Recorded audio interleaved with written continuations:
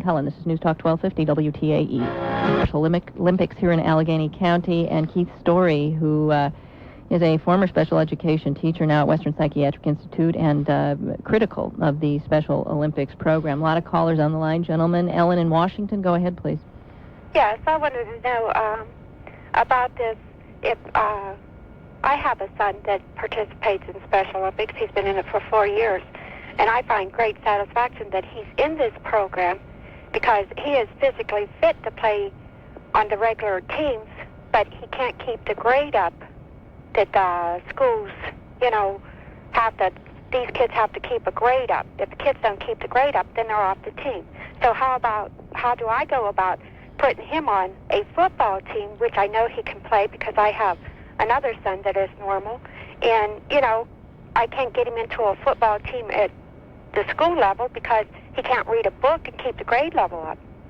That's a good question. So there's not the opportunity. How am I supposed to, and he's been in Special Olympics, and he's won numerous medals, and, if this program didn't exist, he would be sitting in front of the boob tube 24 hours a day watching TV. Okay. I mean, she's saying there he's capable, but the school district has no, there's no program. Well, is there an intramural program? Are there things going on in the neighborhood? I would look beyond the high school football team as far as athletic opportunities for this person. But you want to look for an organized program. He obviously wants to. He wants to participate in a program that's following set rules, and the game is officiated by a regular official and not just a pickup game in the backyard. And all that's there for him is Special Olympics. Well, she brings up a topic that is really a social issue and an issue within special education itself. What is a passing grade for him and what is not a passing grade for him? What are his obviously, if I can guess, has been identified in some respects, and again, I'm just guessing, as a special education student. So now who is deciding what is his passing grade and what is his failing grade? And that's a topic for another conversation, really. Absolutely. Ellen in Baldwin, go ahead, please. Ellen? Yeah, go ahead. I'm sorry. Hello? Hello, go ahead. Okay. When I read the item in the paper, I was not sure whether Mr. Story was talking about Special Olympics in school or just Special Olympics generally. Both in school and in general. All right. Well, I am opposed to having Special Olympics on school time because that really isn't the real world.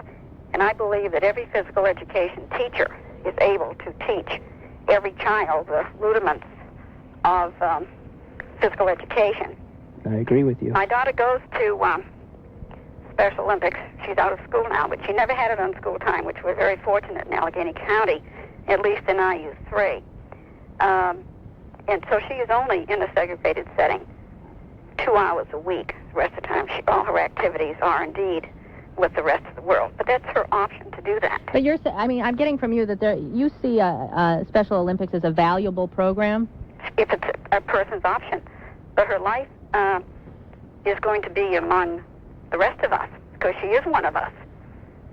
So when your daughter goes to run a race at Baldwin High School, for example, in one of the largest high school track meets in Western Pennsylvania, and we run as we have our own heat within a regular high school invitational track meet, then is she not then integrated with the quote regular folks in high school track? No more than she would be if she were with all regular people downtown or at a concert.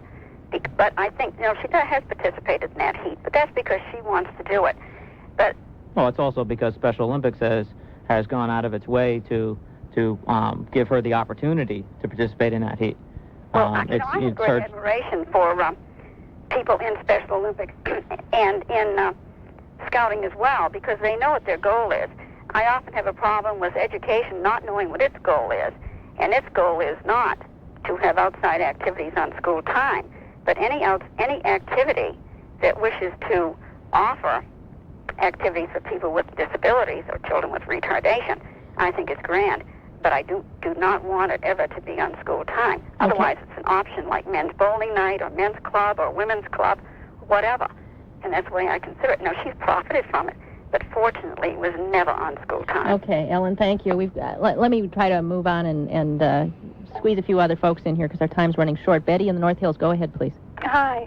I just wanted to call and express my dissatisfaction with the article that appeared in the paper. My daughter is 17 years old. She's mildly retarded, and she has run on a high school track team for the last 3 years. And although she has practiced with these folks and she has competed in their regular track events, 2 of the 3 years she did not even have any competition. The kids do segregate the kids that are handicapped. They, if they don't make first or second string on those first or second heats on those teams, they usually quit, which left my daughter with no competition. She most of the time ran herself. Now I hear what Joe's saying, that they're trying to have Special Olympic events at the regular track meets, and that has not happened out in the North Hills yet. My daughter does participate in Special Olympics, and she has grown immensely from the program. Okay, Betty, I'm sorry. We're just flat out of time. Do you two see any, I mean, sometimes I feel like you don't really necessarily disagree with what you're saying, but there doesn't seem to be any... I invite Keith to take his viewpoint and philosophy and work with Special Olympics in order to bring apart, his goals are not so dissimilar to the goals of Special Olympics. Well, that's what I'm sort of hearing. Why not work within this existing structure that is so well organized? It's because it's a segregated program, and I don't think it's a way of getting us to integration and community living that we want for people with disabilities. Well, you choose to call it a segregated. It is. You have to be disabled to participate. It's not an integrated event. Well, gentlemen, we're obviously not going. As I said, we're not going to agree. But this has been very thought-provoking for all of us, and many of us who don't generally think about this issue. And I want to thank you both for stopping by. Well, thank you. Thank you. I'm Lynn Cullen. This is News Talk 1250 WTAE. You're stressed out. You're